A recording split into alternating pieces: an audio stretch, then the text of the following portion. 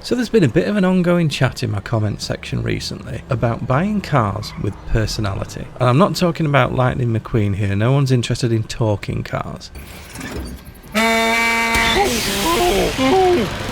Let me give you an example. We'll start with the Bolokan Envisage. Now I know it's probably pronounced Bolokan, but just look at this thing. You have to put the emphasis on the Bolok part of that name because that's what it is. As much as I complain about the speed of this thing, it's actually reasonably quick, and you know what, it's got good customization and it does look kinda cool, but it's completely soulless, and I think that's why I dislike it so much. And you could just say, well, that's because it's a new car. All of the old cars are much better, they have much better personalities, and to that I would say, here's the grotty stinger. 13 feet of average. I swear, if you found an Aztec tribe that had never touched civilization and described a classic car to them using only twigs and dead frogs, this is what they'd draw. And sometimes, even cars from the same range can suffer from this. For example, I much prefer the original Paragon, the armoured Paragon, to the brand new Paragon S, even though the Paragon S is clearly a much better car.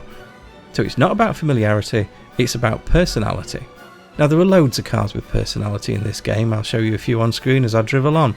But this isn't a top 10, this isn't about good cars, these are not the fastest or the best handling or the best armoured or anything like that. This is just 10 cars with a really cool personality and then 10 more cars that share all the same features but have no personality whatsoever. So I think that's clear. It is to me anyway. So let's get started with this, the Vamos. I love this thing. It's rubbish. It's rubbish in almost every way that a car can be rubbish. It's slow. It's not that pretty. It doesn't have a huge amount of customization. The handling's terrible and the grip's almost non-existent. But there's something about this thing that makes it kind of lovable. Whether it's because you've got a couple of movie options, I've gone for the death-proof one, but you could go for Axel Foley's car from the first Beverly Hills Cop film. But something about it, it just feels like a trusty old car that you would love. A family heirloom. That's what this is. So take all those same ingredients, and you've also got the Arbiter, which is the same.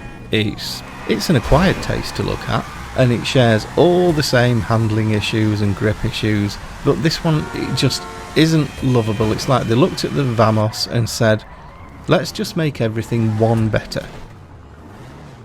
So moving on to some Saloons. On my cool list you've got the Vorschlaghammer, which just, it does exactly what you expect it to do. It's brutal and it's everything you would expect from the 80s Cosworth that it's based on. It's perfect. And then you compare that to something similar like the Impaler SZ or SC. This particular Impaler's got to be one of my least favourite cars in the whole game. It oozes all of the qualities of beige. Nothing about it is offensive, but it definitely has budget taxi firm vibes. So let's have a look at some luxury stuff. On my cool list you've got the Jubilee, which is based on a Rolls Royce. Normally you'd think that's just going to be overrated, but this is a really cool car, especially if you ignore the fact that you get one with the agency and buy one anyway, because the upgrades that you can add to it do make it an awful lot better. Then you take all of those qualities and apply them to a different car, and you end up with the Cavalcade XL, which is where they looked at the Jubilee and said, oh, just make everything a little bit bigger and gold and electric, and that'll do, people will buy it. Awful car. So it's time to look at some EVs. You know I'm a fan of EVs, and I love the Lacarouse. It's so much fun. It's lively, it's got good handling. I mean, this is actually one of the few cars on this list that is actually good as well. There aren't many on this list that are good. The Vorschlaghammer's one, the Lacarouse is another. This is a genuinely really good car. Fast, good handling, brimming with personality. But you take all the features of the Lacarouse, and you can also get the Buffalo EVX, which is just an utter monstrosity. I actually think this is the only car in the game that's still ugly if you look at it with your eyes closed. So let's do some more muscle cars, because surely muscle cars are exempt from this. Well, when you look at the Tahoma Coupe, you definitely think that this thing is just all over cool. Again, bit rubbish, bit slow, customization isn't great, and this car really should have a Benny's upgrade. You should be able to put hydraulics on this car, but you can't. Come on, Rockstar, I don't think you'll ever watch my videos, but if you do, we want hydraulics on the Tahoma. All the same qualities, and you can also get the Tulip M100. And I had to look that up when I was saying it because it's instantly forgettable. When I came to do this video, I couldn't remember when I bought it, why I bought it, or even where I keep it. So let's have a look at some track cars now. And on the cool side, you've got the SM722. Now it's got a cool story behind the name, which is covered in my car names video, but everything else about it, even though this was a hyper exclusive car, well, the real one that it's based on was super exclusive, something about it is it's just cool. It's got that something that you can't quite describe, whereas the Swinger has all of the same attributes. And honestly, if you bought this in real life, or if you bought the car that it's based on in real life, people would just assume you couldn't afford a proper sports car.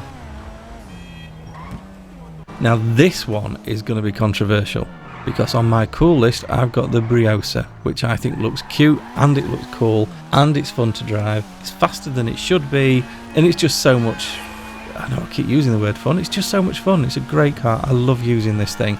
I love the customization I've done on it. I just think it's great. And all the same qualities give you the Weevil, and that's why this is going to be controversial, because I know there are a lot of beetle lovers out there, and I don't actually mind the beetle in real life, but in the game it's just meh. I don't think you'd notice if it was never added. And I think that's the theme with a lot of the cars on my I don't know what to call my other half of the list, my not cool half of the list, that you just wouldn't notice or care if they weren't there. So let's do some modern muscle cars, and on the cool list you've got the Jugular, and that's opposite number, it has to be the Revolter. Driving the Jugular is like having rampant diarrhea after a glorious curry, whereas a Revolter is just a damp fart with a bit of follow through. It's utterly underwhelming.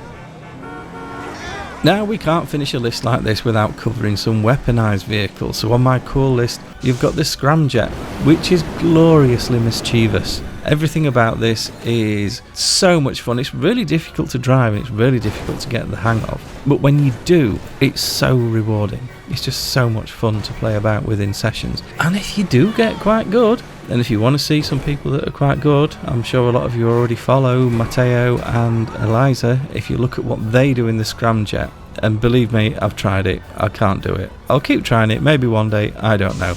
I can't do the stuff they do. But you can actually turn this into a pretty decent weapon. Whereas on the other side of the weaponized cars, you've got the Night Shark. And to be honest, the only way I can think to talk about that is to represent it through the medium of music. I know a song that'll get on your nerves, get on your nerves, get on your nerves. I know a song that'll get on your nerves, get on your nerves. Now I can't put much more in. I originally planned on putting much more of that clip in, but it's actually starting to get on my nerves even while I'm just editing. I know a song that'll get on your nerves. So the last one on my formal list, on my cool list, I've got the Oppressor Mark 1. For all the same reasons as the Scramjet. Very difficult to use, very difficult to get used to, but when you do get used to it, when you finally link it together and you can get a boost off buildings by just glancing off the side of them and keep the thing in the air. Again, if you watch Joker for Life, he's turned this into an absolutely ridiculous weapon, just like Matteo and Eliza did with the Scramjet. So it's there, it can be used, and it can be very difficult to counter if you get good enough. What's the opposite number to the Mark 1? Well, it's got to be the Mark II, the Mosquito, everyone's least favourite car. Now, I've got to admit, if you're grinding money out, this thing's brilliant. If you're at a point in the game where you just need to make as much money as you can really quickly, an Oppressor Mark II will save you hours and hours and hours of work. And that's why I can't say that I really dislike this thing, because I don't, because I use it myself when I'm making money. But it's the way, shall we say, other people use it. And if I had to describe it, I'd probably say that the Oppressor Mark 1 is like having a drawer full of sex toys, whereas the Mark II is like having a dishwasher. The dishwasher is arguably much more useful, but you'll have a lot more fun with what's in the drawer. And before we finish, I've got to say a special mention to the Issy Classic. A car so good, I bought 7 of them, 6 in the game and 1 in real life. So that's my list of 10 cars that are brimming with personality. What are your favourites? Let me know in the comments. And also, if you like that kind of stuff, Let me know in the comments about that too, and I could always do a part 2. Thanks so much for watching, and I'll see you in the next one.